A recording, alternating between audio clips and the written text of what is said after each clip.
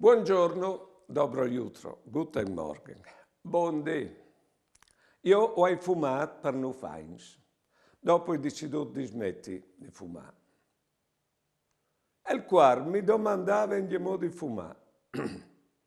Si era usato, abituato al veleno.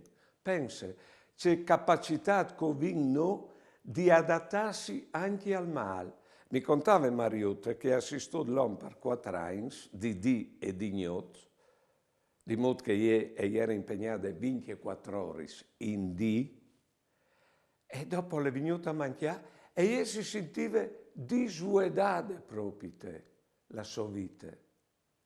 Vedeso, anche io si era usate, adattate anche io al male.